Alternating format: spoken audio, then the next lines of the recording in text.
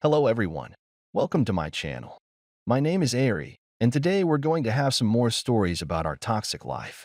But before we start, it would be so much appreciated if you would subscribe to my channel, like the video, if you enjoy it, and maybe leave a comment down below.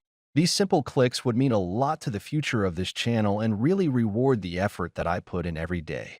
And now without further ado, let's go. Today's first story. In this story, Opie's wife, planning a vacation with friends to the Netherlands, unexpectedly leaves him for a man she met and fell in love with during online communication. After a straightforward divorce, she contacts him a month later, stranded and regretful. The man refuses to help, and the wife's family, learning the truth, disowns her. A year later, she contacts him in distress, but he chooses not to respond, focusing on healing and rebuilding his life with hope for the future. Now let's get into the story. My wife and her friends took 6 months to plan a vacation to the Netherlands without me. I worked a lot, but I encouraged her to go with her friends.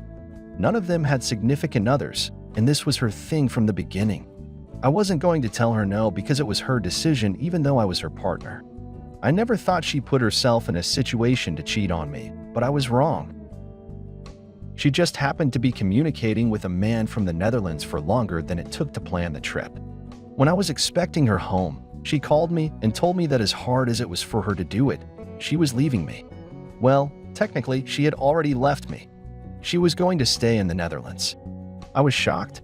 Before I could ask many questions, she told me she met someone there and instantly fell in love. She no longer cared for the life she built with me. I couldn't believe what she was saying. She was my wife, and we just talked about conceiving a child, but she took advantage of my money to leave me for someone else.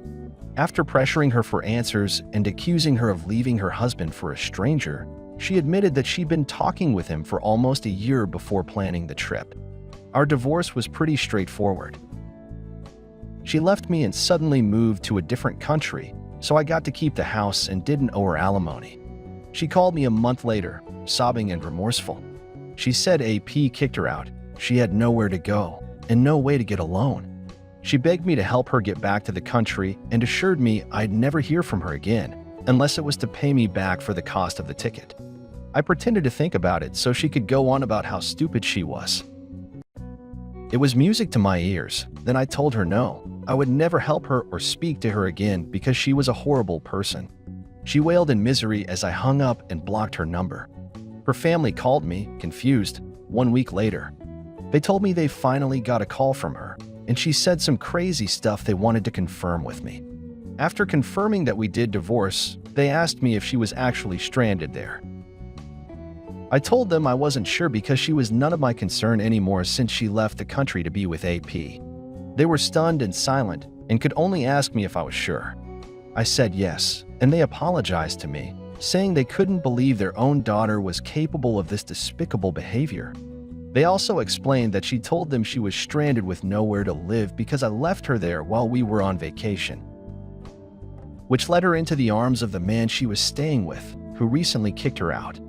I told them that wasn't true, but it was fine if they didn't believe me because our divorce was final. They were more willing to believe me than her.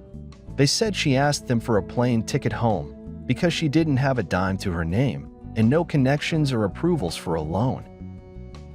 I was just as disappointed in her as they were for her poor decisions and complete disrespect for her family. She didn't even care to update them about her life or ask for advice before getting into this situation. They told me they were going to help her, but it would be the last time they ever spoke to her because they were so betrayed and hurt. They planned to discount her like she was so willing to do to them and me. I was glad to hear it, but tried to sound indifferent. It wasn't until another year passed that I actually heard from my ex-wife. She was back in the country, but completely alone. It was February when she left me a voicemail saying she needed me back. She was crying and didn't know where she was going. Call me what you will. I never called her back. We might as well be strangers in life now. I've been healing and building my own fortune. I guess my life would best be compared to Principal Lewis from American Dad. I have hope for the future instead of bitterness for women. I know my experience was crazy, But if I take the time, I need to find a good woman worth keeping. It's unlikely to happen again.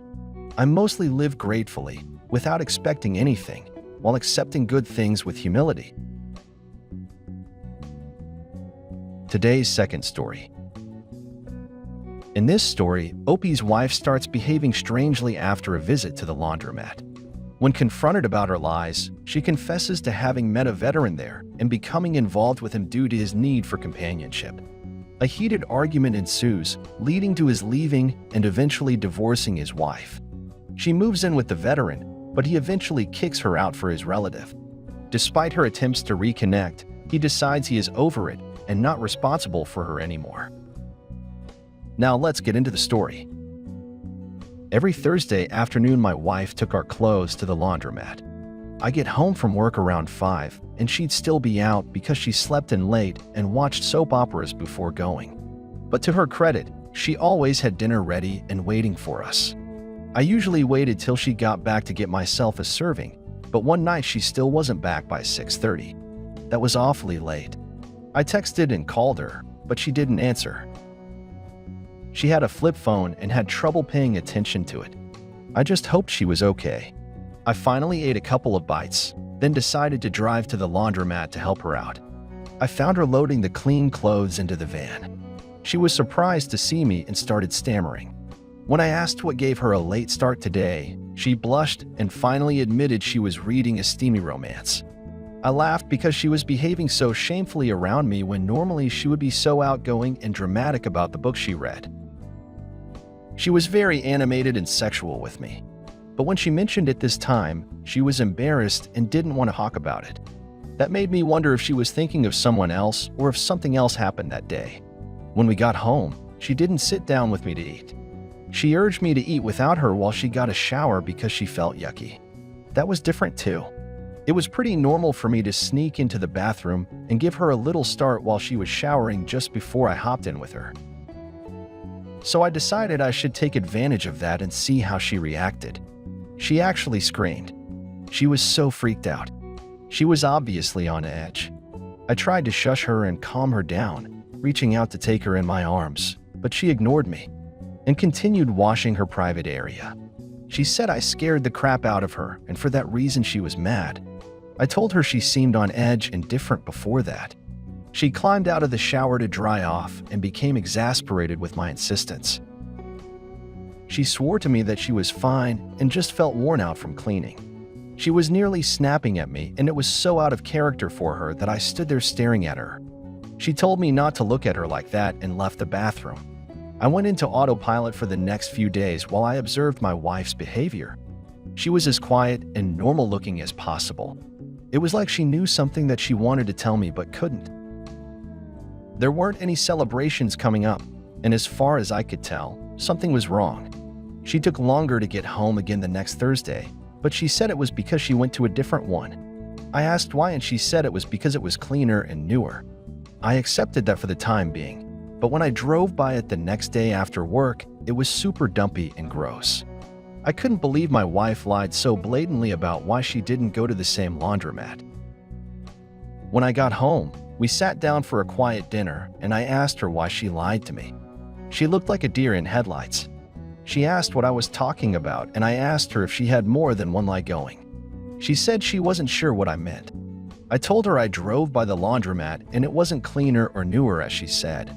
Just then her phone rang in the living room, and I got up to get it. She jumped up too, but sat down when she realized I wasn't going to stop. It was an unprogrammed number. I answered it, and it was some man. He hung up when he heard my voice. Before going back to the dining room, I looked at her texts and saw she had some back and forth messages with this number. He thanked her for her help and asked her if she'd be there again next Thursday. She said no and asked him to stop messaging her. He asked why and then called 2 seconds prior. A text apology and wrong number came through. My wife came to look at me and took her phone out of my hands. I told her she needed to tell me what happened right then. I wasn't waiting for another second to find out what happened that changed her and made her start lying to me. She locked her phone and collapsed on the couch, planting her face in her hands. She told me that she met a man at the laundromat last week. He was a veteran that just got back from serving a few days ago. He was looking for the touch of a woman since it had been a long time. He was pretty straightforward, and my wife felt like she had to help him because he needed it. He was a hero, and it was just like her steamy novels. I was furious. I knocked over a lamp and a huge fight ensued. I asked why and she said something, but my blood was boiling so bad I couldn't even listen to what she was saying. The neighbors actually knocked on our front door in the middle of it, and when they saw my face, they were scared. They asked if we needed any help. Because they heard the commotion, and I told them we were just addressing my wife's infidelity, but it would be fine once she left. She said she wasn't leaving until the courts told her she had to leave the house. The neighbors left quickly to let us continue our discussion. I ended up leaving because she was a stubborn cow. I rented a hotel room for a while, stayed with my cousin, then with a friend, all until the divorce was final and she was ordered to leave before it was official. My wife ignored me while living in her house and probably having the veteran over. After she was ordered to leave, she called me. I didn't answer, so she texted me, calling me a few names and asking me why I had to be like this and other nonsense. She was just bitter because she thought she was going to win. When I rejoined the dating game, word spread that we divorced because of her infidelity. Her family caught wind of it and asked me where she was living now. I didn't know. So it was a while before people found out she was staying with the veteran in his tiny, dark apartment. She went off the grid for a while, even from her family, and stayed with him until he kicked her out. He let his relative move in, and he told her brothers come first. Over a woman is the reason for kicking her out. Basically, he got some overdue woman fun until he was done playing house and moved on with his life. My ex tried reconnecting with me, then feeling ashamed for her. Today's third story. In this story, Opie in his late 30s discovers his wife's cheating after suspecting her distancing behavior. Uncovering intimate messages with her dance class partner, he confronts her with evidence, leading to a dramatic breakup. She's left without support, as even her sister disapproves. The divorce is finalized remotely, and the man finds solace in newfound freedom, choosing not to engage with his ex-wife's attempts at reconciliation. He embraces independence, realizing personal happiness after a tumultuous relationship. Now let's get into the story. My wife, 35, was starting to distance herself from me, 39, after 10 years of marriage. She didn't want kids. And even though I didn't for a while, my mind was changing. I made the mistake of bringing this up after she started distancing herself as something that might bring us closer together.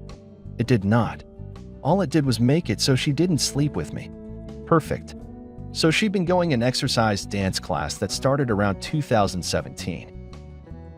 She'd get up, go to work, stop home for a light dinner and outfit change, then go dancing. I went with her a handful of times when she first started, but I wasn't into dancing like that.